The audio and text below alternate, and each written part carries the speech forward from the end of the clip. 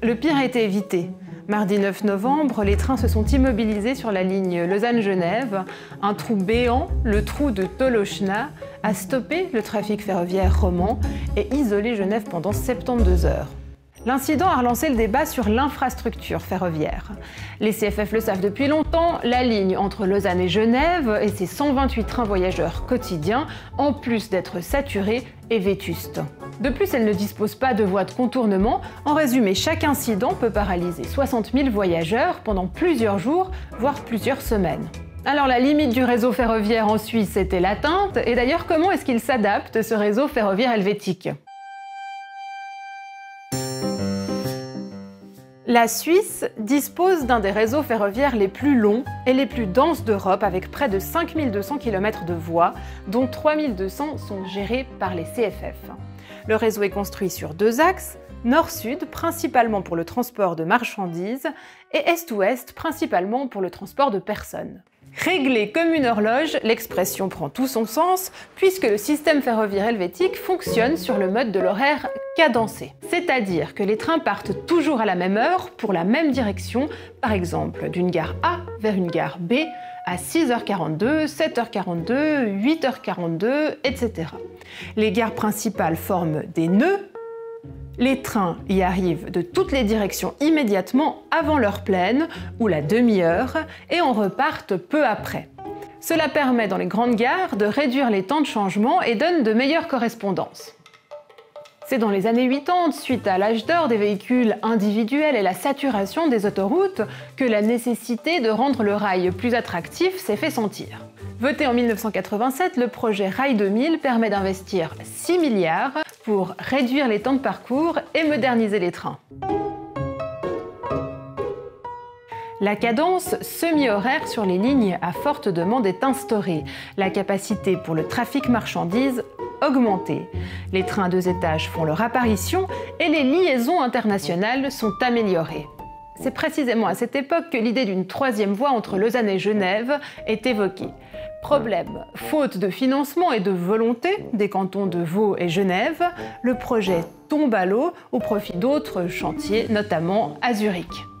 Je pense que les cantons de Vaud et de Genève à cette époque-là étaient trop absents de Berne, ils ne faisaient pas assez de lobbying, contrairement aux Zurichois et à d'autres cantons alémaniques, pour obtenir ce qui était nécessaire, c'est-à-dire un doublement de la ligne.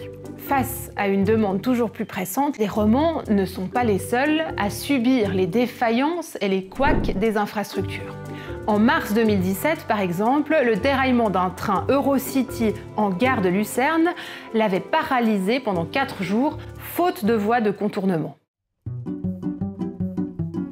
Le défi démographique est immense. En 30 ans, le nombre de pendulaires a doublé. Alors qu'on comptait près de 330 000 pendulaires par jour en 1990, ils étaient plus de 600 000 en 2019. Dont 73% en Suisse allemande, 22% en Suisse romande et 5% en Suisse italienne. Si vous prenez l'Allemagne, la France, l'Italie, on n'a pas du tout un réseau comparable, on n'a pas une offre aussi dense que l'offre qui est faite pour les pendulaires en Suisse. Et de ce côté-là, je pense qu'on est déjà allé très très loin.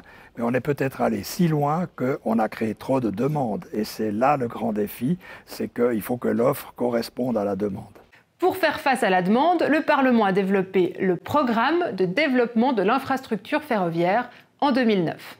5,4 milliards ont été investis pour densifier l'offre, adapter l'infrastructure à des trains à 2 étages, plus longs, pour plus de places assises et pour garantir cette ponctualité si chère aux Helvètes.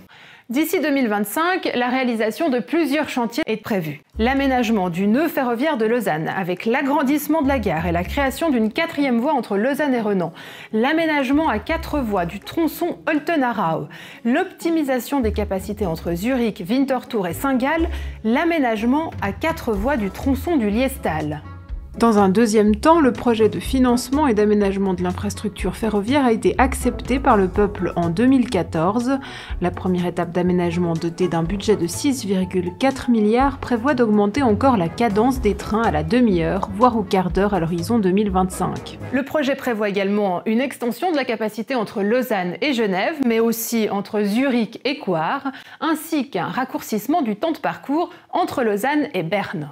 Mais les passagers ne sont pas les seuls à prendre toujours plus de place. Le transport de marchandises s'intensifie également avec une augmentation de 40% depuis les années 80. En 1992, les Suisses ont opté pour la création de la nouvelle ligne ferroviaire à travers les Alpes.